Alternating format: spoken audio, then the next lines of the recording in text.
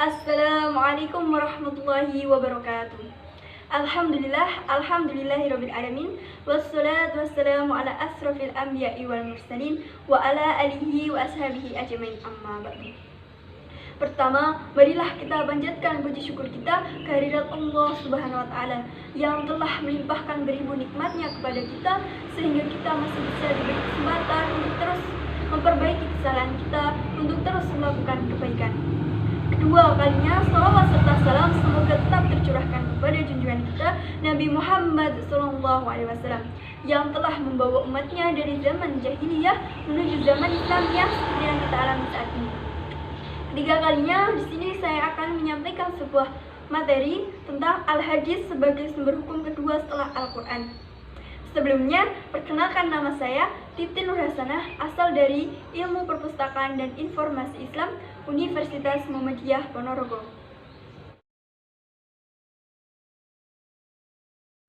Jadi, hadis atau sunnah merupakan sumber hukum kedua setelah Al-Quran.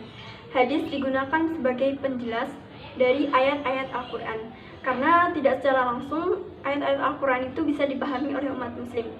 Hal ini memungkinkan bahwa di dalam ayat Al-Quran itu tidak hanya terdapat ayat-ayat yang jelas, namun juga terdapat ayat-ayat yang musnad atau samar-samar. Jadi kita membutuhkan perinciannya, seperti halnya dalam perintah untuk melakukan sholat. Seperti halnya dalam Quran surat Al-Baqarah ayat 110 yang berbunyi, A'udzu billahi minasyaitonir rajim. Bismillahirrahmanirrahim. Wa aqimus sholata wa atuz zakah wa ma tuqaddimu li anfusikum min khairin tajiduhu indallah innallaha bima ta'maluna basir. Yang artinya, dan laksanakanlah sholat dan tunaikanlah zakat, dan segala kebaikan yang kamu kerjakan untuk dirimu, maka akan mendapatkan pahala dari sisi Allah.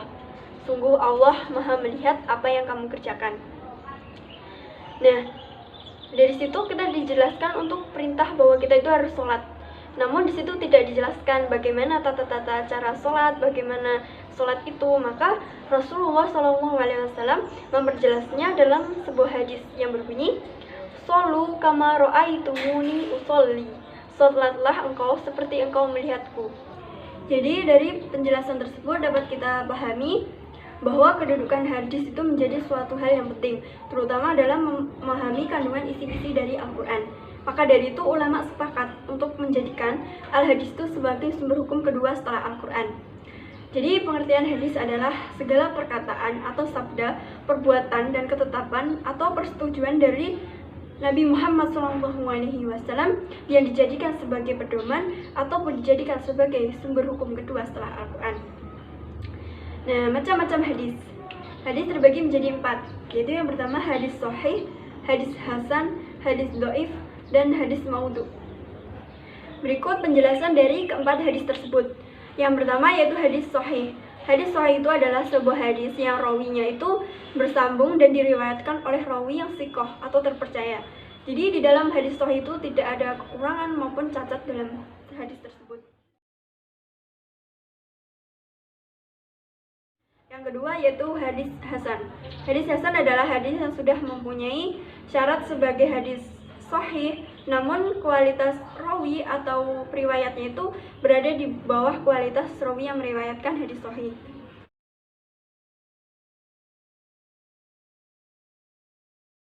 Yang ketiga yaitu hadis dhaif. Hadis dhaif merupakan hadis yang tidak mempunyai syarat sebagai hadis sahih maupun hasan. Jadi hadis ini tuh lemah.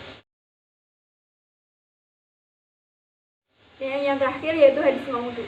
Hadis maudhu itu adalah suatu hadis yang kontroversial atau dibuat oleh seseorang yang tidak mempunyai dasar sama sekali.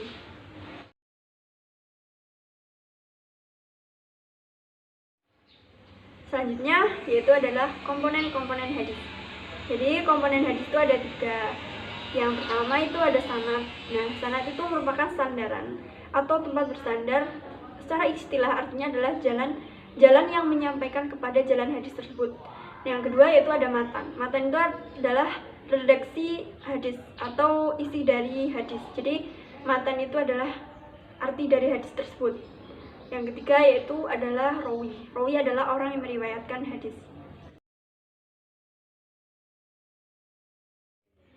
Selanjutnya yaitu manfaat-manfaat hadis.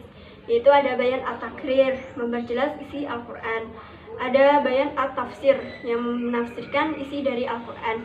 Dan yang selanjutnya itu memberi kepastian hukum Islam, terutama yang tidak ada di dalam Al-Quran atau memberi hukum. Yang selanjutnya itu untuk menggapai ketentuan-ketentuan terdahulu.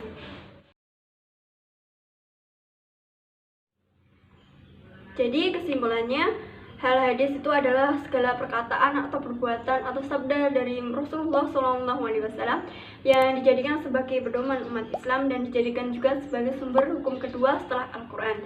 Ada macam-macam hadis tadi, yaitu ada hadis sahih, hadis hasan, hadis doif, dan hadis maudhu. Dan juga ada komponen-komponen hadis seperti sanad, matan, maupun rawi. Dan jadi fungsi hadis itu digunakan sebagai memperjelas isi Al-Quran agar menjadi lebih rinci dan agar kita itu bisa mempraktekannya itu dalam kehidupan kita sehari-hari. Jadi itu tadi review materi yang dapat saya sampaikan. Mohon maaf bila ada kata yang tidak tertata maupun tutur yang tidak teratur. Fastabiqul khairat. Wassalamualaikum warahmatullahi wabarakatuh.